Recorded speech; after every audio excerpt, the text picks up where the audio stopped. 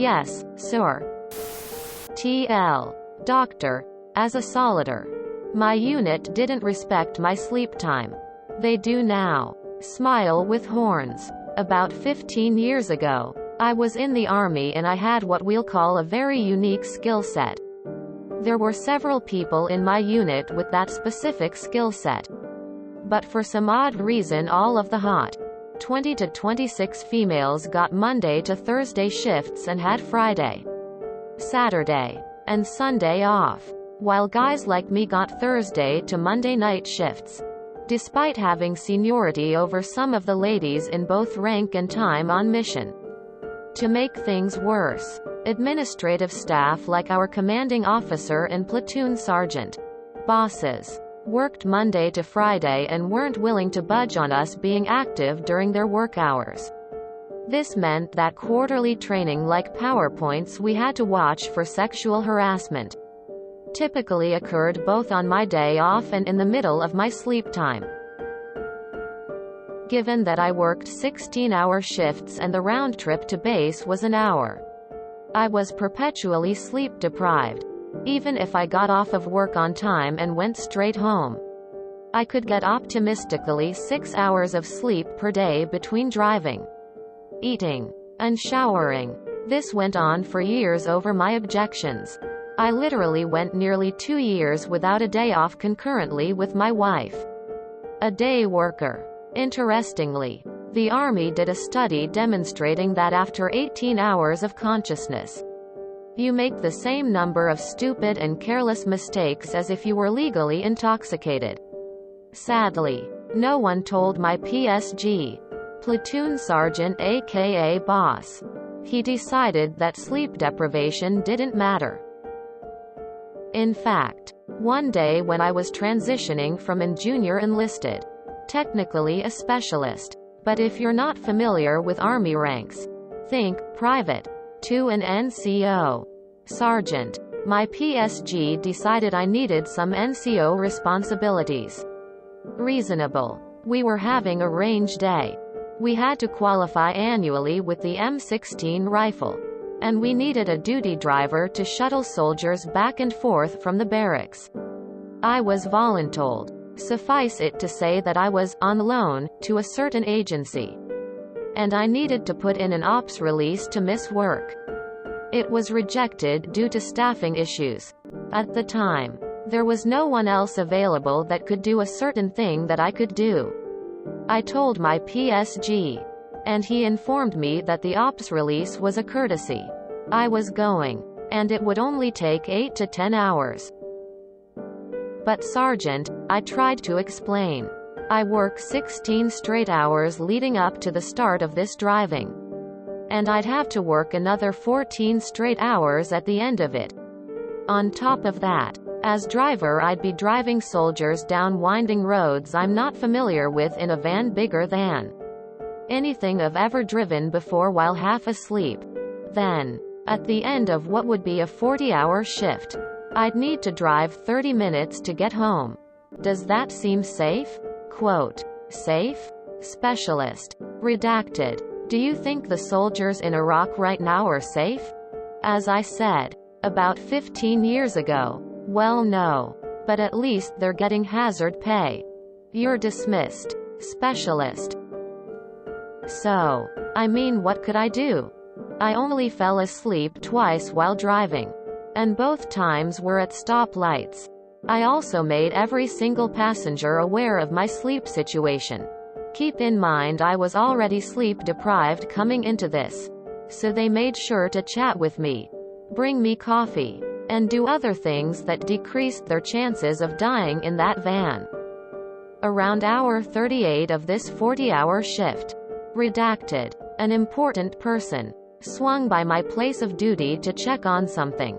I was literally standing up leaning against a cubicle, eyes basically asleep, with 4 empty quad coffees.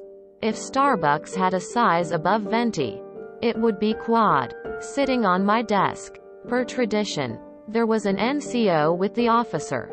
I got chewed out backwards, forwards, sideways, upside down, and in dimensions I was not hitherto aware of. By military protocol, the NCO beside the angry officer did the chewing out. He threatened me with actual dereliction of duty charges as well. This ended with, "Now explain to me, specialist, why on God's green earth you think it's okay to sleep on duty." So I explained to him that I was literally semi-conscious on my feet. I'd drunk so much coffee I started having heart palpitations and decided to stop.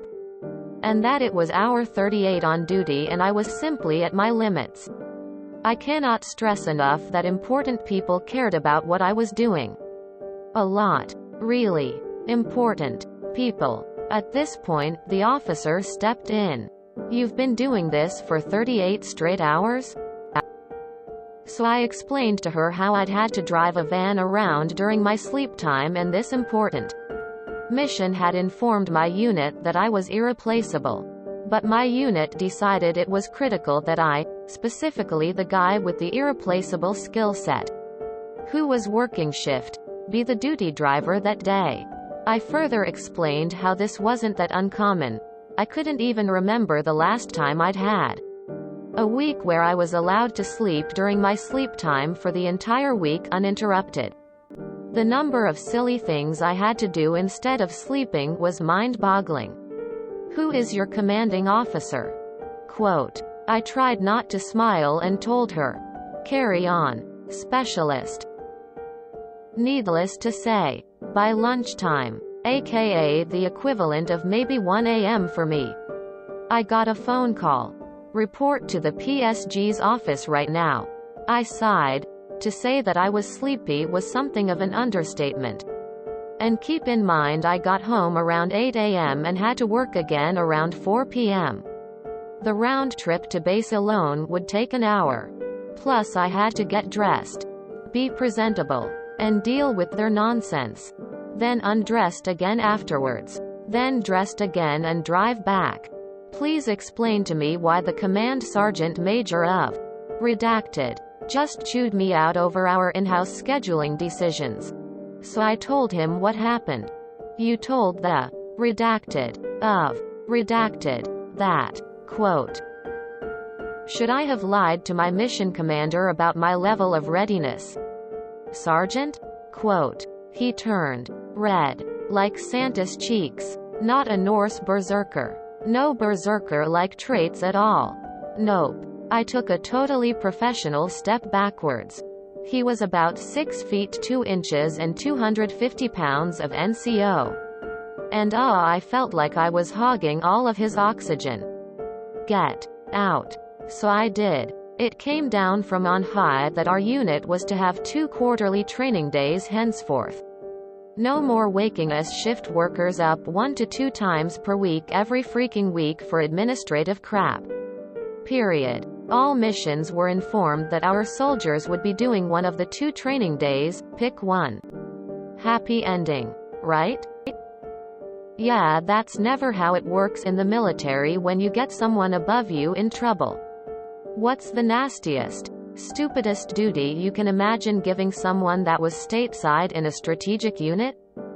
The urinalysis guy. For those of you that don't know, it's his duty to plan and execute urinalyses. This requires literally looking at your fellow soldiers' junk because there are a variety of products that can fool a urinalysis, and the only way to, you know what? Just trust me. It's nasty. Fortunately, there was a loophole. You see, the powers that be are aware of the good old boys system that develops sometimes in the army. And it's really important that the guy with the grenade launcher isn't also on crack. As a result, per regs as they existed at that time, and maybe even now, if the urinalysis guy calls a urinalysis, it takes a full bird kernel to cancel it. That's one step down from a general. That's right, when the urinalysis guy decides it's time for the monthly urinalysis. Wake up.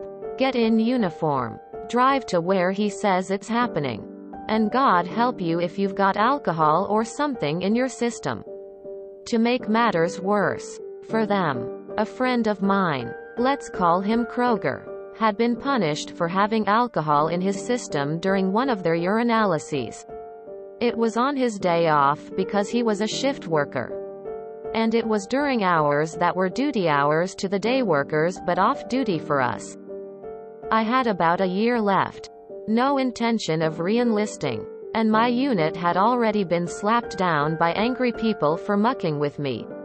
Let's do this. Malicious compliance time. Imagine this. It's 11 p.m. on a Friday on a long weekend. Long for them, not me. You see, shift workers didn't get holidays off unless we took leave. And I needed mine for family time like Thanksgiving and Christmas. Because without it, I'd have been working every single holiday. The mission must go on. After all. Now, anyone that's ever seen an army movie knows that Joes like booze. And anyone that's ever had to do a urinalysis knows that they can detect alcohol. Mind you, being a urinalysis guy is a big deal. You're on legal orders and everything. Entered into Big Army's database. Between the time I began the formal process of calling a urinalysis and the time I would have had them coming in 3 a.m. on their days off. Since they'd established the precedent that soldiers don't get days off, whenever we complained about losing sleep to stuff like this, my orders vanished. To this day, I don't know how they did it. I suspect that our CO or some other bigwigs were at a party or something and realized that they were about to have to explain to a full bird colonel how one half of the unit pissed hot in a urinalysis. Which would have legally required, that colonel having a one-on-one chat with me about why I chose that time. And perhaps a discussion about how the unit was being run. Yeah. They never gave me another duty the entire time I had left in the Army. I never had issue with another leave request. And they generally just left me alone. At the time, I thought it was because I'd made my point that I was sick of their shit. But looking back, I wonder who would have come up positive for what specific drugs during that surprise urinalysis such that they were able to rescind my Big Army orders in less than 1 day. And in the middle of the night at that. Sorry so long, hope you enjoyed. I think you managed that rather nicely in the end. See how they like them apples of sleep deprivation. I assume by now you've managed to find a job more suitable for those who like to sleep when they need to, aka human beings, instead of robots. As a civilian medical lab tech, I have to ask, does the urinalysis guy do any actual testing like dipping strips in the urine? Or is he just watching to make sure that what's going in the cup is actually coming out of the soldier? Long story short, they know. Every guy that gets this duty is one of 3 folks. They either got shit-canned into it and want to make people feel the burn or are very enthusiastic about their job for whatever reason and see catching people as the just winnings. Or, you got the regular grunt that just plays ball. Every one of the first 2 schedule it on those areas for that exact reason. And everyone who can make it disappear has a memo on it. 3 alerts on their phone and a speed dial to get it poofed for that reason. So many possibilities. I'll save some for others. I'll just say, they really pissed you off. And we're just gonna try to shake it off. For what's it's worth, 7 to 22 now authorizes napping under various conditions. Aw man. I always ended up on the roster for urinalysis because my command knew I would not pop hot. I was told so at one point by my PSG. Literally my entire time at a unit. I was required to give a sample monthly. This was not a problem for me, as it meant skipping PT and the process was relatively relaxed. Then we got an aggressive meat gazer. I can't say just how fucking awkward this idiot made it. I'm talking about face level with your junk and so close you could feel his breath on your Johnson. After 2 tests where I told him to step back and 2 tests where I was informed he must witness urine leave the body, I had finally had enough of his super aggressive observation. Next moth comes around, I head to the latrine. Put the cup up on the divider between the urinals and start to strip. Shirt gets thrown on the ground. Belt goes sailing across the latrine. I grab my trousers and underwear and pull them down to my ankles like I'm Butters from South Park. I take the collection bottle down from the divider. Get it into position, and this NCO is on the other end of the latrine looking at me like I've lost my fucking mind. To be fair, I probably have. I stand there for a couple minutes until he starts getting antsy. Once he's done, he gets to leave for the day. After about 5 minutes, I finally relent and do my business. I overfill the container far past the fill line. Piss streaming down all sides of it. After sealing it, I casually toss it to him and try not to chuckle as he catches it. Realizes why his hands are now wet and go about getting dressed again.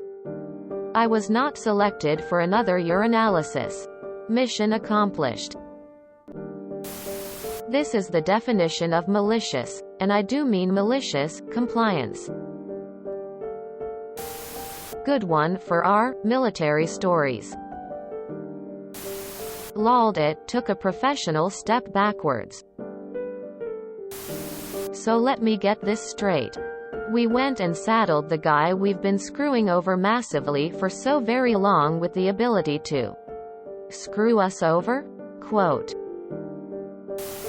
Read this story and all I could think about was, what was his specialized skill? Question mark, question mark. As the saying goes, it is better to be pissed off than to be pissed on. Can I just say, thank you so damn much for explaining the acronyms in parenthesis when you first mentioned them. To all you army dudes and dudettes out there, people don't get what the fuck you're on about with your acronyms. If you want more engagement with a post, do what Op has done here.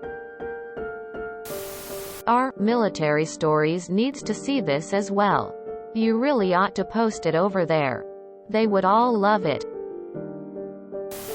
So if I am reading this right, there was someone with friends in high enough places to vanish your piss-related orders, so that they didn't get fucked by people in even higher places?